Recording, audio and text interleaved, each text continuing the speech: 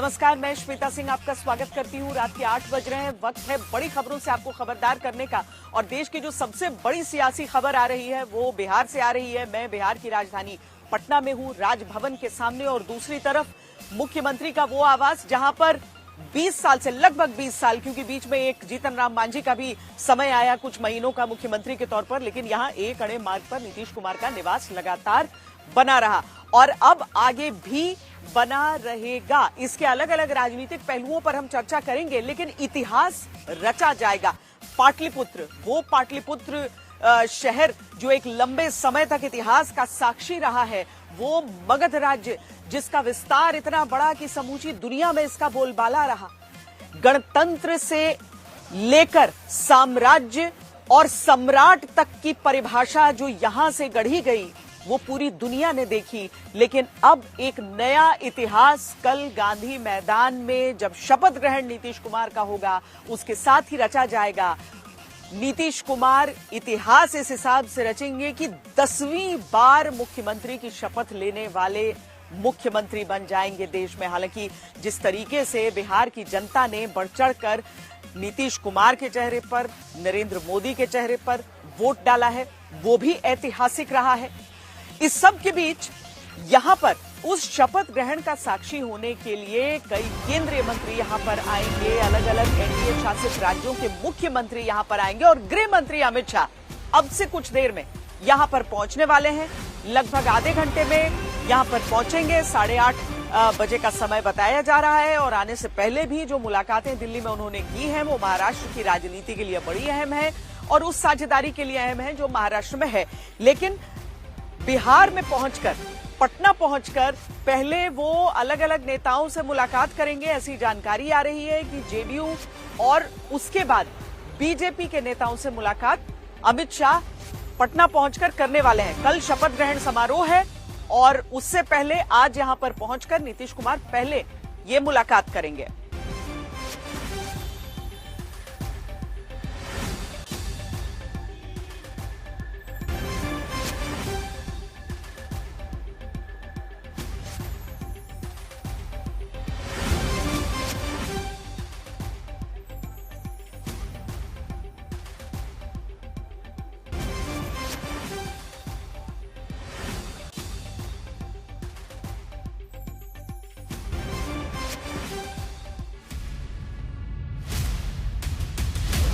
पटना में एनडीए विधायक दल की इस बैठक में नीतीश कुमार को विधायक दल का नेता चुनने और पटना में नीतीश कुमार के 10वें शपथ ग्रहण की इन भव्य तैयारियों का देश की राजनीति की बड़ी तस्वीर से क्या रिश्ता है। पटना के ऐतिहासिक गांधी मैदान में नीतीश कुमार पहले भी शपथ ले चुके हैं, लेकिन इस बार उनकी शपथ पर सबकी निगाह है। सवाल है क्यों बिहार में एनडीए की ऐतिहासिक जीत को देश की राजनीति में एक बार फिर ब्रांड मोदी की मजबूती से जोड़ा जा रहा है। नरेंद्र मोदी जिंदाबाद। इन चुनावों में बिहार एनडीए को अब तक का सबसे बड़ा जनादेश देगा। बिहार की चुनावी रैली में सबसे बड़ी जीत की भविष्यवाणी को राजनीतिक पंडितों ने महज कार्यकर्ताओं में जोश बढ़ाने के तौर पर बताना चाहा, लेकिन बिहार के परिणामों ने न सिर्फ मोदी को सही ठहराया बल्कि उन विरोधियों को भी खबरदार कर दिया जो लोकसभा चुनाव के बाद प्रधानमंत्री मोदी के सियासी सूर्य के अस्त होने का ऐलान करते फिर रहे थे। हमने नरेंद्र मोदी को साइकोलॉजिकली उड़ा दिया है। पूरी की पूरी कॉन्फिडेंस हिंदुस्तान के प्रधानमंत्री की गायब हो गई। आपने देखा होगा, पहले कहा कि नरेंद्र मोदी को, बीजेपी को कोई हरा नहीं सकता। पिछले साल 4 जून को बीजेपी 240 सीट पर क्या रुकी, राहुल गांधी समेत तमाम विपक्ष के नेताओं के मन में सत्ता का लड्डू फूटने लगा। प्रधानमंत्री मोदी पर राहुल गांधी के निजी हमले बढ़ते गए। नरेंद्र मोदी जी कहते हैं, भैया मेरी डायरेक्ट लाइन है, भगवान से मैं डायरेक्ट बात करता हूँ। देश का प्रधानमंत्री जा सकता है, कह सकता है भैया मैं नॉन बायोलॉजिकल हूँ, बाकी हिंदुस्तान बायोलॉजिकल है, बाकी हिंदुस्तान बायोलॉजिकली पैदा हुए, मैं नॉन बायोलॉजिकल हूँ, मैं डायरेक्ट भगवान से बात करता हूँ। और इस चुनाव में भगवान ने नरेंद्र मोदी को डायरेक्ट मैसेज दे दिया। जो राहुल 4 जून 2024 के बाद से 14 नवंबर 2025 के बीच प्रधानमंत्री के आत्मविश्वास को खत्म बता रहे थे, एक के बाद एक कांग्रेस पार्टी की हार से उन पर मानसिक दबाव चरम पर पहुंच गया। वहीं बिहार में जीत के बाद मोदी का स्वैग लौट आया। महागठबंधन की हार का ऐलान होते ही मोदी गमछा लहराते बीजेपी मुख्यालय पहुंचे। ये प्रचंड जीत, ये अटूट विश्वास बिहार के लोगों ने बिल्कुल गर्दा उड़ा दिया है। राजनीतिक पंडितों ने भले ही मोदी के गमछा लहराने को उनकी किसान समर्थक छवि से जोड़ा हो, लेकिन इसका एक संदेश विरोधियों को ये भी बताना है कि ब्रांड मोदी की वापसी हो चुकी है, जो बिहार से आगे विरोधियों को तिनके की तरह उड़ा सकती है। मोदी दोनों हाथ उठा के नरेंद्र मोदी, नरेंद्र मोदी, नरेंद्र मोदी। जब मैं यहाँ मंच पे आया तो मैं देख रहा था काफी किसान भाई बहन वो अपना गमछा घुमा रहे थे, तो मुझे लग रहा था कि बिहार की हवा मेरे आने से पहले पहुंच गई है। बिहार की जीत प्रधानमंत्री मोदी और एनडीए के लिए बहुत अहम है, क्योंकि बिहार में देश की तीसरी सबसे बड़ी आबादी और दूसरा सबसे बड़ा ग्रामीण क्षेत्र है। इससे बीजेपी के गांवों में कमजोर आधार और जाति केंद्रित राज्यों में क्षेत्रीय पार्टियों के आगे कमजोर पड़ने का मिथक टूटा है। ऐसे राज्य में जहां 1/3 मतदाताओं की उम्र 29 वर्ष से कम हो, वहां मोदी मैजिक के सहारे बीजेपी की जीत देश की सियासी राजनीति में उनके दबदबे को दोबारा स्थापित करती है। और इसके अलावा बिहार में भले ही बीजेपी का अपना मुख्यमंत्री न हो, लेकिन बीजेपी लगातार दूसरी बार राज्य में बड़े भाई की भूमिका में है, जिसकी जीत के लिए ध्रुवीकरण को विपक्ष चाहकर भी जिम्मेदार नहीं बता पाएगा। राहुल गांधी से लेकर कांग्रेस समेत विपक्ष की टेंशन बढ़ गई है। अब देश में कोई उनसे डरता ही नहीं है। मतलब एक तरीके से रिडिक्यूल करते हैं। जो पहले 56 इंच की छाती थी, अब नंबर तो नहीं दे सकता हूं, बट 30-32 हो गई है, राइट। तो अब पूरा जो ढांचा था, इतना बड़ा गुब्बारा था, वो इतना बड़ा हो गया। अब इससे नरेंद्र मोदी जी को साइकोलॉजिकल बहुत टेंशन होगा, बहुत प्रॉब्लम होगी। ये कहने के 3 महीने बाद अब राहुल गांधी भारी मानसिक दबाव में हैं। हरियाणा, महाराष्ट्र के बाद बिहार जैसे बड़े राज्य में कांग्रेस की शिकस्त से ब्रांड मोदी की चमक दोबारा लौट आई। प्रधानमंत्री मोदी और कांग्रेस दोनों एक बार फिर 4 जून 2024 के दौर में पहुंच गए हैं। 2024 के लोकसभा चुनाव के बाद देश के 6 राज्यों में विधानसभा चुनाव हुए और इनमें भी कांग्रेस 100 सीटों का आंकड़ा पार नहीं कर पाई। 6 की, मैं 6 विधानसभा की बात कर रहा हूं। और आज ही के दिन सिर्फ एक चुनाव में हमारे जितने विधायक चुने गए हैं, कांग्रेस पिछले 6 चुनावों में 6 चुनाव में उतने विधायक जीत नहीं पाई। बिहार में बीजेपी के नेतृत्व में एनडीए ने करीब 90% सीटें जीतकर ये साफ कर दिया है कि बीजेपी 2024 के लोकसभा चुनाव में खोई जमीन को वापस पाने के मिशन पर कामयाबी से आगे बढ़ती जा रही है।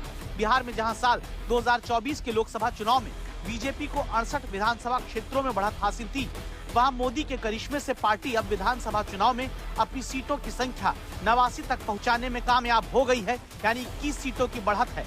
महाराष्ट्र में भी मोदी जादू चलाने में कामयाब हुए, जहां उनकी सीटें लोकसभा चुनाव के मुकाबले विधानसभा सीटों की बढ़त 79 से बढ़कर 132 हो गई। हरियाणा में भी यही बदलाव देखने को मिला है, जहां पिछले अक्टूबर में हुए चुनावों में बीजेपी की सीटें 44 के मुकाबले अब बढ़कर 48 हो गई। यहां तक कि दिल्ली में भी बीजेपी की लोकसभा वाली बढ़त आम आदमी पार्टी से कड़े मुकाबले में विधानसभा स्तर पर स्थिर रही है। तो बीजेपी की बढ़त के आंकड़े सिर्फ बिहार तक ही सीमित नहीं। 2024 के आम चुनाव के बाद जिन 6 प्रमुख राज्यों में चुनाव हुए हैं, उन सभी में बीजेपी की स्थिति करीब करीब हर जगह बेहतर होती आई। नरेंद्र मोदी तीसरे कार्यकाल में 3 गुना मेहनत के अपने वादे पर खरे उतरते दिख रहे हैं। देश की जनता ने हमें तीसरी बार मौका दिया है। ये बहुत ही महान विजय है, बहुत ही भव्य विजय है, और तब हमारा दायित्व भी 3 गुना बढ़ जाता है। और इसलिए मैं आज देशवासियों को विश्वास दिलाता हूं कि आपने हमें जो तीसरी बार मौका दिया है, हमारे तीसरे कार्यकाल में हम पहले से 3 गुना ज्यादा मेहनत करेंगे। हम परिणामों को भी 3 गुना ला करके रहेंगे। तो लोकसभा चुनाव के नतीजों ने भले ही बीजेपी के विजय रथ की रफ्तार को धीमा किया होगा, लेकिन इसके बाद 6 में से 4 राज्यों में बीजेपी की जीत ये बताती है कि एक अकेले मोदी पूरे विपक्ष पर भारी पड़ रहे हैं। आजाद भारत का जो सपना है, उन सपने को पूरा करने के लिए हम संकल्पबद्ध होकर के चले। और आदरणीय सभापति जी, देश देख रहा है, देश देख रहा है, एक अकेला कितनों को भारी पड़ रहा है, एक अकेला कितनों को भारी पड़ रहा है।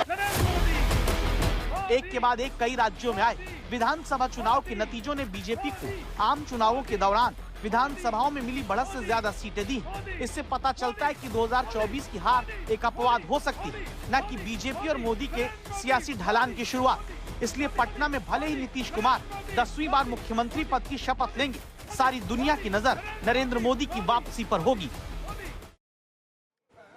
जिस जगह पर मैं पटना में इस समय खड़ी हुई है सबसे महत्वपूर्ण है, इसीलिए क्योंकि 1-2 मिनट के फासले पर आप राजभवन से लेकर मुख्यमंत्री आवास से लेकर विधानसभा से लेकर एयरपोर्ट तक सब पहुंच सकते हैं। हर कुछ देर में आप यहां पर लैंड करते हुए विमान देख सकते हैं और यहीं पर पीछे वो जगह है जहां पर नरेंद्र मोदी कल लैंड करेंगे। और लैंड करने के बाद ये जानकारी हमें मिल रही है कि वो गांधी मैदान यानी कि जहां पर शपथ ग्रहण समारोह होगा वहां पर हेलीकॉप्टर के जरिए जा सकते हैं।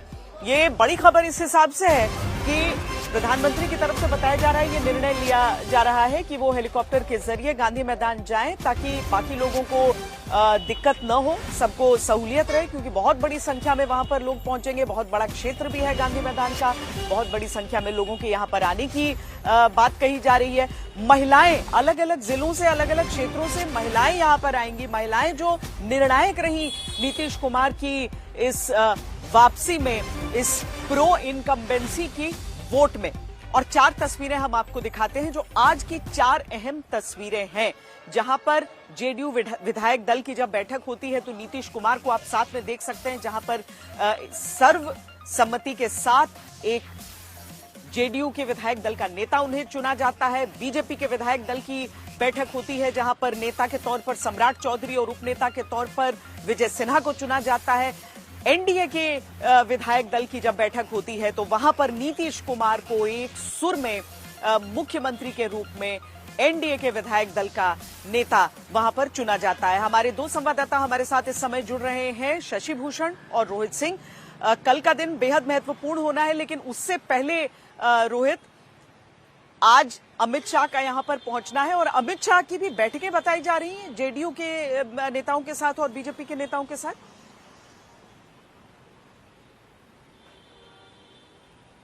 जी श्वेता, देखिए थोड़ी देर में अमित शाह जो है वो मुंबई से जो है वो पटना पहुंचने वाले हैं और उसके बाद बताया जा रहा है कि पहले वो मौर्या होटल जाएंगे और उसके बाद आज रात ही बीजेपी के साथ नेताओं के साथ मुलाकात होगी और संभवतः मुख्यमंत्री नीतीश कुमार के साथ भी उनकी मुलाकात होगी। और माना जा रहा है कि आज ही रात में मंत्रिमंडल का स्वरूप क्या होगा, कौन कौन से चेहरे जो हैं उसमें शामिल किए जाएंगे बीजेपी कोटे से और जेडीयू कोटे से और बाकी अन्य घटक दल से, उन सब पर जो है आज फाइनल चर्चा होगी, फाइनल राउंड की चर्चा होगी और उस पर जो है आज रात ही मुहर लगा दी जाएगी।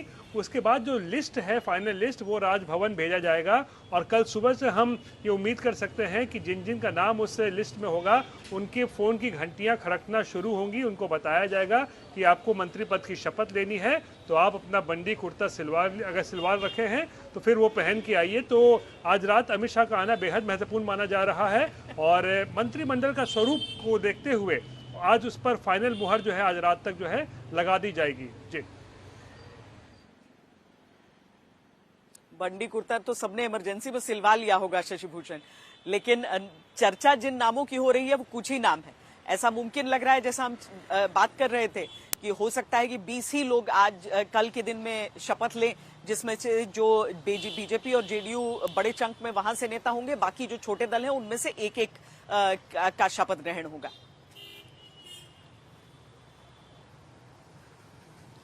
बिल्कुल उम्मीद तो यही है, क्योंकि देखिए मुख्यमंत्री के अलावा 2 डिप्टी सीएम शपथ लेंगे, ये तय हो गया है बिल्कुल।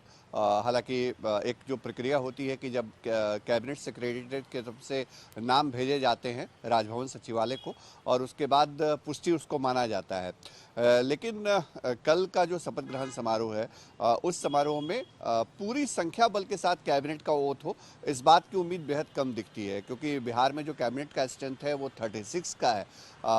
उस लिहाज से अगर आप देखिए तो संभव है कि कल 20 के आसपास मंत्रियों की संख्या रहे। इसमें बीजेपी से कितने होंगे, जेडीयू से कितने होंगे, ये देखना दिलचस्प होगा, लेकिन ऐसा लग रहा है कि चिराग पासवान की पार्टी से संभवतः 1, जीतन राम मांझी की पार्टी से 1 और रालोम यानी उपेंद्र कुशवाहा की पार्टी से भी 1 चेहरा जो है वो कल कैबिनेट में शामिल होगा। लेकिन ये एक तय बात है कि जो भी संख्या हो मंत्रियों की, कल ओथ लेने वालों की, विभाग जो है वो कल शाम तक बढ़ जाएंगे और विभागों के जरिए ही साफ हो जाएगा कि जितनी भी संख्या में जो मंत्री, मान लीजिए 8 मंत्री अगर शपथ लेते हैं बीजेपी या जेडीयू से, तो उन मंत्रियों के बीच जेडीयू कोटे के विभागों का बंटवारा हो जाएगा। यही सूरत बीजेपी के मंत्रियों के साथ की रहेगी, विभागों का बंटवारा उनके अंदर हो जाएगा और फिर बाकी सहयोगी दलों के साथ भी यही पैटर्न लागू होगा। तो सारी तैयारियां पूरी हो चुकी हैं, सभी बड़े दिग्गज आ रहे हैं, सबकी नज़रें टिकी हैं और सबसे खास बात बताएं आपको श्वेता, नीतीश कुमार का वो संबोधन भी हमने दिखाया अपने दर्शकों को जो वो विधानमंडल दल की बैठक में कह रहे थे। नीतीश कुमार की सेहत को लेकर के तेजस्वी यादव लगातार सवाल खड़े करते रहे, बड़ी चर्चा होती है हर जगह पे, लेकिन आज जिस अंदाज में नीतीश दिखे हैं, सुबह जेडीयू विधानमंडल दल की बैठक से लेकर के एनडीए विधानमंडल दल की बैठक में, वो उनके सहयोगियों से लेकर के उनके विरोधियों तक के लिए एक कौतूहल का विषय बना हुआ है कि नीतीश कुमार एकदम जबरदस्त अंदाज में और बड़े उत्साह में आज नजर आए हैं। जी हाँ, नहीं सही बात है, बीच में जो कुछ समय कुछ सवाल भी उठते थे, लेकिन अब पूरे फुल फॉर्म में बिहार के मुख्यमंत्री जो 10वीं बार शपथ मुख्यमंत्री की लेंगे बिहार के, एक ऐसा रिकॉर्ड बनाते हुए वो इस समय नजर आ रहे हैं जो रिकॉर्ड कोई नहीं तोड़ने की स्थिति में दिख रहा है दूर दूर तक। नीतीश सबके हैं, लेकिन सीएम पद नीतीश कुमार का है, ये हमेशा से कहा गया और यही देखिए आज बिहार की सच्चाई नजर आती है, क्योंकि आप साल दर साल गिनते जाइए, गठबंधन भले बदले, लेकिन नीतीश कुमार मुख्यमंत्री बिहार के रहते हैं और जैसा कि हमने पहले आपको बताया, बीच में जीतन राम मांझी कुछ महीनों के लिए जरूर उनकी जगह पर 2014 से लेकर 15 फरवरी तक वो मुख्यमंत्री रहे, लेकिन नीतीश कुमार अपने पद पर काबिज रहे और किसी भी गठबंधन में उनकी अहमियत को हमेशा समझा गया कि नीतीश कुमार जिस तरफ जाते हैं वहां पर लोगों के वोट चले जाते हैं और सरकार जो बनती है, किसी भी गठबंधन की अगर बनती है तो वहां पर नीतीश कुमार उसका चेहरा रहते हैं।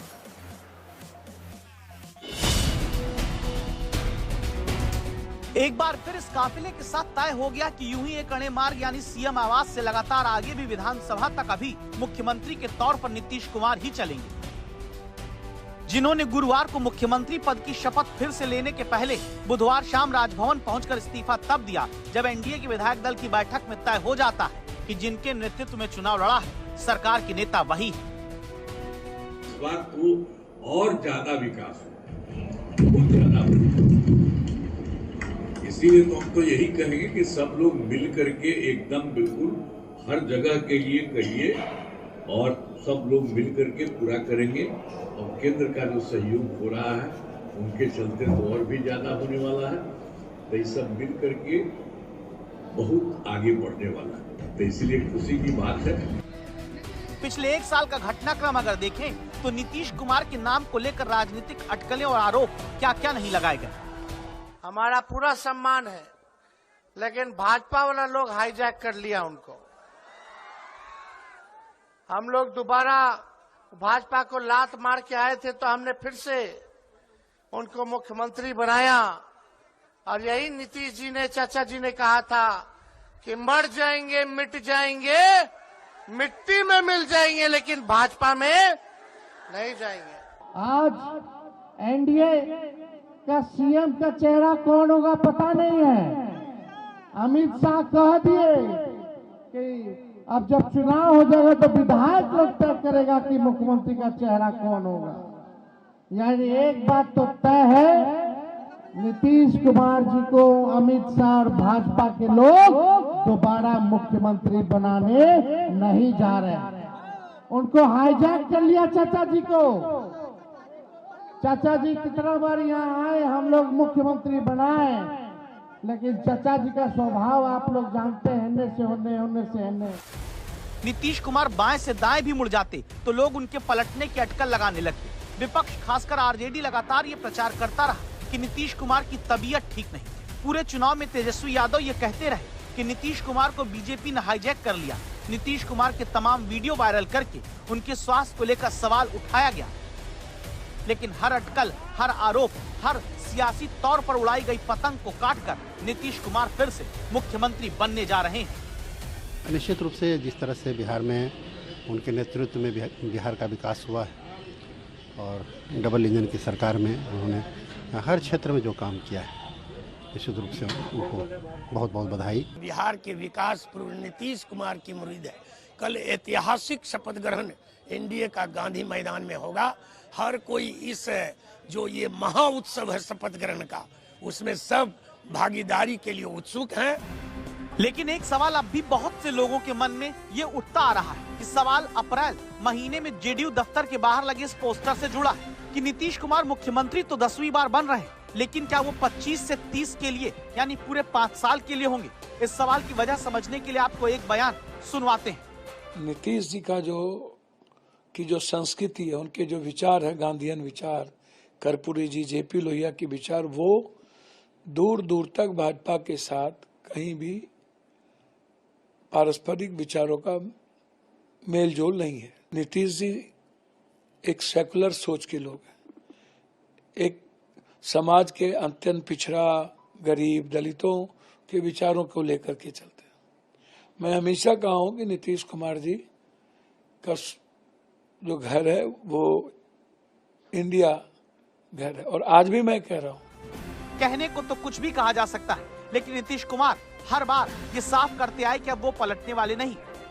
उनके साथ हम पहले से थे, उनके साथ आ गए, अब सब दिन हम इधरे रहेंगे। और हम आप सोच लीजिए, खाली बिहार के विकास के काम में लगे रहते हैं, लगे रहेंगे।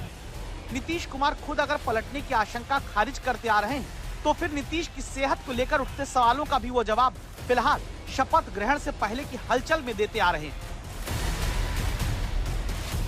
जैसे जेडीयू विधायक दल की बैठक के इस वीडियो पर आप गौर करिए।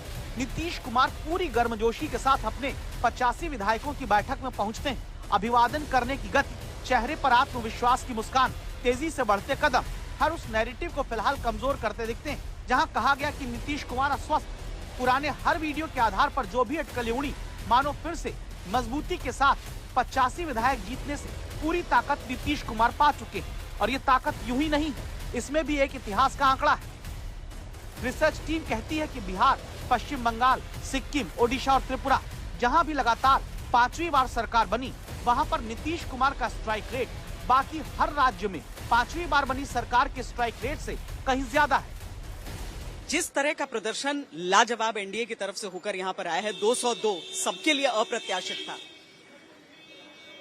क्या उम्मीद है कि सरकार भी वैसा अप्रत्याशित बिहार के लोगों के लिए काम कर पाएगी? निश्चित रूप से। मतलब अभी जो मुख्यमंत्री जी का जो उसमें भाषण हुआ है, उस भाषण में उन्होंने कहा है कि नए विकसित बिहार के लिए इस बार 2025 से 30 में हम लोग काम करेंगे और सभी मिलकर काम करेंगे। तो निश्चित रूप से हम उनको पुनः बधाई देते हैं, धन्यवाद देते हैं, आभार प्रकट करते हैं कि मुख्यमंत्री जी का जो आत्मविश्वास है, निश्चित रूप से वो आने वाले समय में पूरे बिहार के लोगों को ये नए स्वरूप में देखने को मिलेगा। लोग कहते हैं कि पिछले 25-30 वर्षों तक जो काम नहीं हुआ विकास का, वो केवल इस 5 वर्ष में हुआ है। और उस 5 वर्ष में हम 2 साल अगर कोरोना के काट दें, बाढ़ के काट दें, तो 3 साल हमको काम करने का मौका मिला। लेकिन 3 साल में 30 साल का काम हमने किया है। इस 5 साल में विगत 50 वर्ष आजादी के बाद से आज तक जो काम नहीं हुआ, वो सब पूरे करेंगे। सियासत के स्ट्राइक रेट ने इतनी ताकत नीतीश कुमार को दे दी है कि जब गांधी मैदान में ऐतिहासिक शपथ ग्रहण समारोह गुरुवार को होने जा रहा है, तो समारोह से 48 घंटे पहले ही नीतीश कुमार अपने डिप्टी सीएम सम्राट चौधरी, जो अब दोबारा उप मुख्यमंत्री बनने जा रहे हैं, और तमाम प्रमुख अधिकारियों को साथ लेकर शपथ ग्रहण समारोह की तैयारी देखने पहुंचे, निर्देश देते दिखे। इसी मंच से जो है मुख्यमंत्री नीतीश कुमार 10वीं बार बिहार के मुख्यमंत्री पद की शपथ लेंगे और जो है बाकी जो उनके मंत्री हैं वो इसी मंच पर शपथ लेंगे। तो काफी ही ऐतिहासिक दिन होगा 20 नवंबर, और 20 नवंबर को इसी गांधी मैदान को और ऐतिहासिक बनाने के लिए पूरी तैयारी की जा रही है। देश के कई मुख्यमंत्री होंगे, अलग अलग राज्यों के प्रधानमंत्री होंगे, तो पूरी तैयारी के लिए मुख्यमंत्री नीतीश कुमार खुद यहां पहुंचे थे। नितिन नवीन ने अभी बताया कि एक एक चीज मुख्यमंत्री नीतीश कुमार खुद ही देखते हैं। नीतीश कुमार चुनाव प्रचार सक्रियता से करते रहे। जब बारिश की वजह से बीच में एक दो दिन ऐसा आया कि विपक्ष के तमाम नेता मौसम की वजह से प्रचार करने नहीं निकले क्योंकि हेलीकॉप्टर नहीं उड़ पा रहा था, तब ये नीतीश ही थे जिन्होंने खराब मौसम की वजह से हेलीकॉप्टर छोड़कर सड़क मार्ग से जाकर लोगों के बीच प्रचार किया। संभव है कि तब नीतीश कुमार लगातार विपक्ष की उनकी सेहत से जुड़े प्रचार को ध्वस्त करते रहे। उसी तरह फिर 10वीं बार शपथ लेते 74 साल के नीतीश कुमार ने ये शपथ से पहले विधायक दल के चुनाव में बता दिया कि उनके स्वास्थ्य को लेकर आशंका जताने वाले अभी इंतजार करें। बिहार का गांधी मैदान फिर से तैयार है, नीतीश कुमार है। क्रिकेट में हमेशा कहा जाता है कि आप कितने भी अच्छे बल्लेबाज हो जाएं, सही टाइम पर अगर आप पीक नहीं करें, रन नहीं बनाएं तो कोई फायदा नहीं है उसका। नीतीश कुमार, रोहित, ऐसा लग रहा है जैसे सही समय पर पीक किए। इस चुनाव प्रचार के दौरान देखिए सेहत पर सवाल पहले भी उठाए जा रहे थे, तस्वीरें भी आ रही थी और मतलब वो सवाल उठाए भी जाने थे, लेकिन इस चुनाव प्रचार के बीचों बीच जब एक दफा एक प्रचार के दौरान संजय झा ने उन्हें रोका कुछ करने से और उन्होंने कहा कि मुझे पता नहीं है क्या, और उसको लेकर भले विपक्ष ने कोई भी सवाल उठाया हो, लेकिन वो जो चर्चा शुरू हो चुकी थी कि नीतीश कुमार स्वस्थ हैं, दुरुस्त हैं और अच्छी तरीके से प्रचार में लगे हैं, ये कुछ चीजें रही जो सही समय पर वोटरों के बीच भी सही मैसेज दे गई। और आज दिन भर की सभी तस्वीरें उसी बात की तस्दीक कर रही है कि नीतीश कुमार वापस अपने उस शार्प पॉलिटिशियन वाले छवि में दिखे।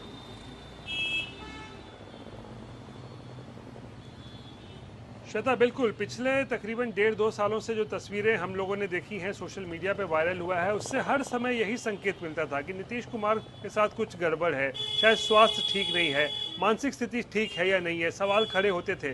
चुनाव से पहले भी जो है इस तरीके की जबरदस्त चर्चा हुई, लेकिन आज देखिए, आज जब नीतीश कुमार सत्ता में वापस लौटे हैं बम्पर जीत के साथ 202 एनडीए, तो आज जो नई ऊर्जा से लबरेज नीतीश कुमार नजर आ रहे थे और आज ऐसा कुछ भी नजर नहीं आया। सब लोगों से मुलाकात की, विधायक दल की बैठक पहले हुई जेडीयू की, वहां किस तरीके से लोगों से मिल रहे थे, विधायकों से मुलाकात कर रहे थे, फिर एनडीए के विधायक दल की बैठक में वो पहुंचे, उसके बाद उन्होंने एक संबोधन भी किया वहां भी सबका अभिवादन स्वीकार कर रहे थे। तो एक तरीके से देखिए नेता के लिए क्या होता है कि जब पावर आ जाता है, सत्ता आ जाता है ना, तो अचानक से उसकी शक्ति जो है उसको एक नई ऊर्जा मिल जाती है। और वैसा ही इस बार नीतीश कुमार के साथ भी लग रहा है। जो तमाम अटकलें, चर्चाएं उनके स्वास्थ्य को लेकर चल रही थी पिछले 1-2 साल में, आज देखिए जब उनको इतनी बम्पर सत्ता मिली है और एक बार फिर से 10वीं बार रिकॉर्ड मुख्यमंत्री बनने जा रहे हैं, तो वो ताकत लग रहा है नीतीश कुमार वापस आ गई है, वो शक्ति वापस आ गई है और पूरा ऊर्जा से इस वक्त लबरेज नजर आ रहे हैं नीतीश कुमार जी। बिहार के लिए अच्छी खबर है, बिहार के लिए अच्छी खबर है, बिहार वासियों के लिए अच्छी खबर है, जिसने इतना बड़ा मैंडेट नीतीश कुमार के काम को दिया है। लेकिन अब से कुछ देर बाद यहां पर गृह मंत्री अमित शाह पहुंचेंगे और उनके साथ ही भारतीय जनता पार्टी के अध्यक्ष जेपी नड्डा भी पहुंचेंगे। दोनों एक साथ ही यहां पर पटना पहुंचेंगे। शशि भूषण, कहीं ऐसा तो नहीं कि कोई गुगली होगी, क्योंकि मुलाकात करने वाले हैं वो बीजेपी के भी नेताओं से, जेडीयू के भी नेताओं से। क्या हम ये पक्का समझें कि मुख्यमंत्री के साथ साथ 2 उप मुख्यमंत्री बीजेपी के होने वाले हैं या फिर कोई और निर्णय भी हो सकता है? नहीं, देखिए उसमें हमें कोई संदेह नहीं दिखता है श्वेता। हमने सुबह जब दिन में भी खबर बताई थी तो कहा था कि जो तय है, कंफर्म है, सम्राट चौधरी और विजय कुमार सिन्हा यही डिप्टी सीएम होंगे। और जो माहौल बना है उस माहौल को देख के भी ये नहीं लगता कि अब कोई गुगली आ सकती है। हाँ, ये जरूर है कि अमित शाह पार्टी के सबसे सीनियर नेताओं में हैं, चाणक्य की उनकी भूमिका रहती है, तो वो अगर वो आ रहे हैं तो बहुत सारी चीज़ें अब उनके सामने ही तय होंगी। अभी आपके इस बुलेटिन में जुड़ने से पहले तक मैं लगातार कॉल करता रहा बीजेपी के नेताओं को या जेडीयू के नेताओं को, जो हमारे सोर्सेज हैं उनको, तो वो यही कह रहे थे कि भाई अब तो आप लिस्ट के बारे में मत ही पूछिए, क्योंकि अब अमित शाह आ रहे हैं, तो अमित शाह ही तय करेंगे या उनके सामने ही सब कुछ तय होगा कि कल शपथ ग्रहण समारोह में कौन कौन से चेहरे जा रहे हैं। बहुत लिमिटेड होगा, ऐसा नहीं है कि बहुत फुल स्ट्रेंथ वाला। फिर मैं वो बात कर रहा हूँ कि सभी मंत्री कल शपथ ले लेंगे, ऐसा नहीं होगा, कुछ सीट्स बची हुई रहेंगी। लेकिन हाँ, एक बात जरूर है कि बीजेपी जिस तरह की पार्टी है उसमें जो जातीय समीकरण है, सामाजिक समीकरण है, उसका भी ख्याल रखा जाएगा। और जो कई नए चेहरे आए हैं या कई 2 टर्म के जो विधायक आए हैं उनको मौका मिल सकता है। और हमें तो इस बात का इंतजार है कि जो एम और वाई नया समीकरण दिखता है महिला और युवा वाला, उसकी कितनी भागीदारी होती है। और सबसे एक और अहम बात कि जिन क्षेत्रों में, जिन इलाकों में भारतीय जनता पार्टी या एनडीए ने पिछले चुनाव में प्रदर्शन बढ़िया नहीं किया था, इस बार वहां भी बेजोड़ प्रदर्शन है, तो वहां से क्या नुमाइंदगी होती है, उन जगहों पर कौन से चेहरों को जगह मिलती है, ये देखना दिलचस्प होगा। जी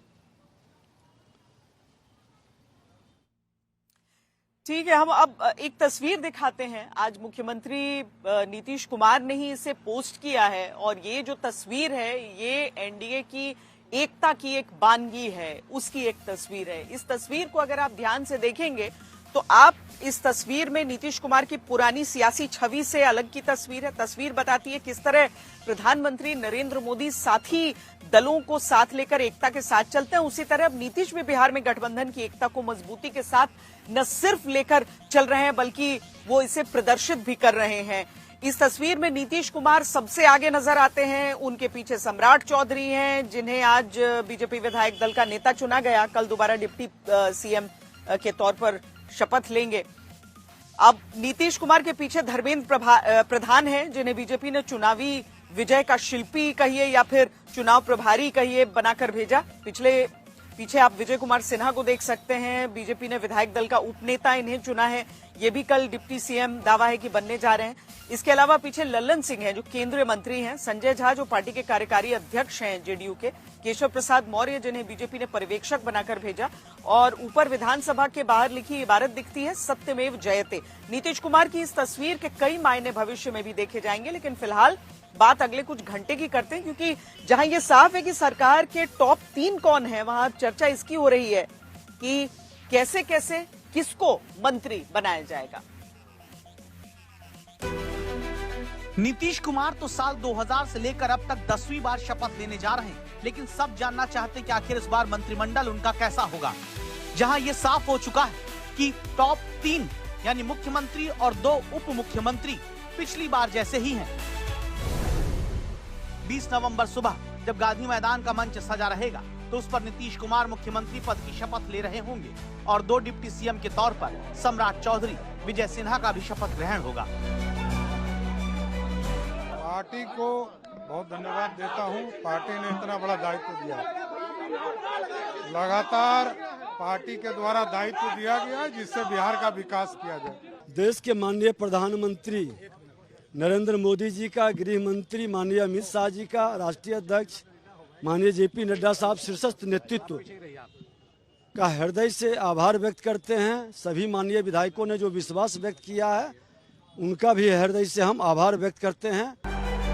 बिहार ने नीतीश कुमार को 10वीं बार मौका दिया है तो बीजेपी ने भी अपने दोनों डिप्टी सीएम को दोहराने का फैसला किया। लेकिन सवाल है, क्या बीजेपी की तरफ से मंत्रिमंडल के चेहरे भी रिपीट किए जाएंगे? क्या जेडीयू की ओर से उन्हीं चेहरों पर नीतीश कुमार दोबारा मौका देंगे जिनकी पिछली सरकार के कामकाज और परफॉर्मेंस को बिहार की जनता ने विशाल जनादेश के रूप में स्वीकार किया? नीतीश कैबिनेट के मंत्रियों के चेहरे के रूप में फिलहाल किसी नाम की पुष्टि नहीं, लेकिन सहयोगी दलों के कोटे में मिलने वाले मंत्री पद के संभावित चेहरों की चर्चा सामने आ चुकी है, जिसमें एलजेपी से राजू तिवारी, संजय पासवान, मांझी की पार्टी से संतोष सुमन, उपेंद्र कुशवाहा की पार्टी से स्नेहलता कुशवाहा को मंत्री बनाए जाने की चर्चा है। अभी की सरकार में बीजेपी के 21, जेडीयू के 13, जिसमें मुख्यमंत्री नीतीश कुमार भी शामिल है। मांझी की पार्टी से 1 और 1 निर्दलीय मंत्री थे। नए समीकरण में क्या बीजेपी की तरफ से 15, जेडीयू के 14, मांझी की पार्टी के 1, चिराग की पार्टी से 3 और उपेंद्र कुशवाहा की पार्टी से 1 मंत्री हो सकते हैं? भागीदारी की क्या अनुपात रहेगी? वो पेपर में तो देख ही रहे हैं कि 15-16 का रेशियो है, दोनों का रहेंगे। और फिर जो एलजेपी है उनके 2 रहेंगे और हम और आरएलजेपी का 1-1 रहेंगे। ये तो अभी पेपर की बात ही मैं बोल रहा हूँ। अब क्या होगा तो जो मुख्यमंत्री बनेंगे वो इसको तय करेंगे। प्रचंड जीत बिहार की जनता ने दी है, अब उनके विश्वास पे खरा उतरने का समय है। 10वीं बार नीतीश सरकार में क्या महिलाओं को मंत्रिमंडल तक मजबूत जगह मिल पाएगी? क्योंकि बिहार में नीतीश कुमार 10वीं बार सीएम पद की शपथ ले रहे हैं तो उसके पीछे महिला शक्ति का बड़ा योगदान है। आबादी में कम होते हुए भी महिलाओं ने ज्यादा मतदान किया। बिहार में पुरुषों ने 62.98% की तादाद में वोट किया तो 71.78% महिलाओं ने वोट डाले और ये संख्या कुछ ऐसी रही कि 2,47,00,000 पुरुषों के मुकाबले 2,51,00,000 से अधिक महिलाओं ने वोट दिया। उसी मतदान का कमाल है कि एनडीए 202 के आंकड़े तक पहुंच पाया। इतना ही नहीं, बिहार विधानसभा में इस बार पहुंचने वाली महिलाओं में एनडीए की महिला प्रत्याशियों पर बिहार की जनता ने भरपूर भरोसा जाहिर किया।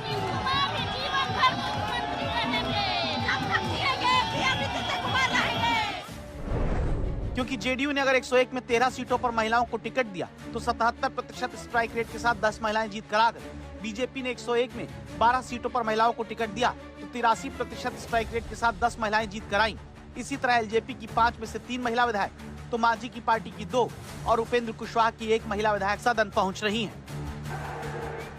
इस तरह कुल 29 महिला विधायकों में 3 आरजेडी के विधायकों को छोड़कर सभी महिला विधायक एनडीए के खेमे से ही। इस लिहाज से नीतीश कैबिनेट में महिलाओं की भागीदारी तो बनती है। चाहे सीटों का बंटवारा हो रहा हो या फिर मंत्री पद का बंटवारा हो रहा हो, हमेशा वर्ग और जाति की गणना हो ही जाती है। और केवल बिहार नहीं बल्कि देश में किसी भी राज्य में अगर सरकार बन रही हो, लेकिन बिहार को लेकर ये और ज्यादा इसीलिए मुखर होती है क्योंकि यहाँ पर आप आम लोगों में भी चर्चा इस बात की देख लेंगे। रोहित, पिछली बार अगर हम मंत्रिमंडल को देखें और उसमें अलग अलग वर्गों की नुमाइंदगी को देखें, इस बार अगर हम मंत्रिमंडल गठन की बात करते हैं तो क्या वही जातीय समीकरण बैठाने की कोशिश की जाएगी? क्या कितने विधायक किस जाति के चुनकर आए हैं वो अहम रहेगा, या फिर हम ये समझें कि किस वर्ग से कितना वोट मिला है वो अहम रहेगा?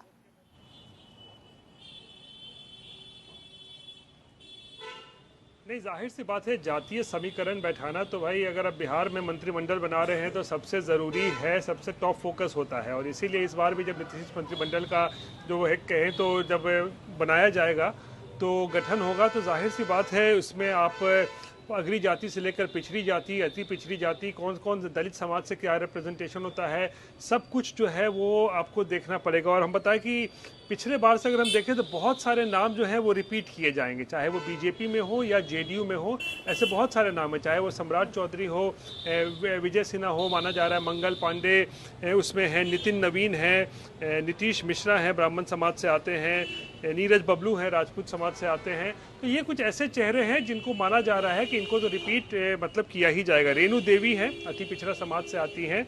वैसे ही अगर आप जेडीयू के भी संभावित कुछ चेहरे जिस पर हम चर्चा जिसकी लेकर चल रही है, उससे विजय कुमार चौधरी भूमियार समाज से उनका बनना तय है, विजेंद्र यादव जो यादव समाज से आते हैं, श्रवण कुमार कुर्मी समाज से आते हैं, अशोक चौधरी जो दलित समाज से आते हैं वो भी बन सकते हैं, लेसी सिंह राजपूत समाज से आती हैं, जमा खान मुस्लिम से धर्म से आते हैं। तो ये सब कुछ ऐसे नाम हैं जो रिपीट किया जाना, जिनको लगभग तय माना जा रहा है। और हमने पिछले कुछ वर्षों में देखा है नीतीश कुमार हो या फिर बीजेपी भी बहुत ज़्यादा प्रयोग नहीं करती है। कुछ 6-7 नाम ऐसे हमेशा से रहे हैं जो पिछले 10-15 साल से जो है लगातार मंत्री बने हुए हैं और इस बार भी जो है वो लोग मंत्री बनेंगे। हालांकि जो प्रधानमंत्री का एक MY का जो नया एक समीकरण उन्होंने दिया है महिला और युवा, ये देखना दिलचस्प होगा कि महिलाओं को कितनी जो है भागीदारी दी जाती है मंत्रिमंडल में। बहुत ज्यादा इंतजार अब बचा नहीं है। कल सुबह 11:30 बजे पटना के गांधी मैदान में ऐतिहासिक शपथ ग्रहण समारोह होगा और आज तक ने खास इंतजाम किए हैं आपके लिए, हर पहलू पर नजर रखने के लिए। बहुत बहुत धन्यवाद आप दोनों का, शशि भूषण और रोहित, आप दोनों का बहुत धन्यवाद इस पूरी चर्चा में जुड़ने के लिए। लेकिन हम बिहार की ही कुछ और खबरें और जो शपथ ग्रहण है उससे जुड़ी हुई खबरें आपको दिखाते हैं कि 2 तस्वीरें हम इस समय आपको दिखाना चाहेंगे। एक तस्वीर संसद के सेंट्रल हॉल की है, दूसरी जो तस्वीर है वो बिहार विधानमंडल के सेंट्रल हॉल की है। एक तस्वीर पिछले साल जून की है, एक तस्वीर आज की ही है। जून 2024 की उस तस्वीर में देखिए कि किस तरीके से नीतीश कुमार अपनी एकजुटता दिखाते हुए, अपना समर्थन दिखाते हुए प्रधानमंत्री नरेंद्र मोदी के साथ नजर आते हैं। और फिर आज की तस्वीर में किस तरीके से भारतीय जनता पार्टी के विधायक दल ने भी जोर शोर से नीतीश कुमार को नेता चुना, अपना नेता चुना, एनडीए का नेता चुना। अब दिन इनके साथ रहेंगे और पूरे तौर पर जो कुछ भी है आज जिस तरह से भी ये करेंगे बहुत अच्छा है। और आप जान लीजिए कि कुछ लोग, हम लोगों को तो अब लगता है कि अगली बार जो आप आइएगा ना, तो इस बार हम देखें कि कुछ इधर उधर कुछ जीत गया है, अगली बार सब हारेगा, हमको पूरा भरोसा है। ये सब बिना मतलब का बात बोल बोल करके क्या किया है? और ये सब कोई काम किया है? उन लोगों ने आज तक कोई काम नहीं किया, देश की कोई सेवा नहीं की है। लेकिन आपने इतनी सेवा की है और उसके बाद इस तरह से हुआ है, तब इस बार फिर जो मौका मिला है, तो इस मौका के बाद आगे अब उन लोगों के लिए कोई गुंजाइश नहीं रहेगा, वो सब खत्म हो जाएगा। और केंद्र की तरफ से पूरा का पूरा कितना ज्यादा काम और सब सहयोग हो रहा है। आदरणीय प्रधानमंत्री जी भी कितना ज्यादा घूमते हैं, अन्य लोग भी घूमते हैं, तो सब जगह से फायदा हो रहा है। तो आप जान लीजिए कि अब पहले से तो अपना राज्य अच्छा बढ़ रहा है और खूब आगे बढ़ेगा। अब पहले वाला सब क्या किया था जी? कोई काम किया था पहले वाला? और उसका जब 5 में हम लोग आए हैं तो 6 से तो हम लोगों ने सब कुछ करना शुरू किया और सब कुछ बढ़ते बढ़ते बढ़ते अब पहले कोई भी चीज होता था? ये सब चीजवा कुछ को पहले था, देखे थे कोई काम किया था कहीं? दो और तस्वीरें आपको दिखाते हैं। ये दो तस्वीरें भी बेहद खास हैं। इन दोनों तस्वीरों में 31 साल का फासला है, लेकिन नीतीश कुमार से जुड़ी हुई ये दोनों तस्वीरें। एक तस्वीर फरवरी 1994 की है, दूसरी तस्वीर अभी की है। दोनों में नीतीश कुमार की राजनीति का इतिहास और वर्तमान है। फरवरी 1994 में नीतीश तब लालू प्रसाद यादव के साथ जनता दल में हुआ करते थे और तब लालू यादव की सरकार थी और नीतीश कुमार तब कुर्मी एकता रैली जिसका आयोजन हुआ था उसका हिस्सा बने थे। कहा जाता है कि यही वो दौर था जब नीतीश ने लालू प्रसाद यादव से अलग होकर चलने का फैसला किया था। आज उसी गांधी मैदान में 31 साल बाद नीतीश कुमार 10वीं बार शपथ लेने जा रहे हैं और लालू प्रसाद यादव पार्टी घर की लड़ाई को सुलझाने में जुटे हुए हैं।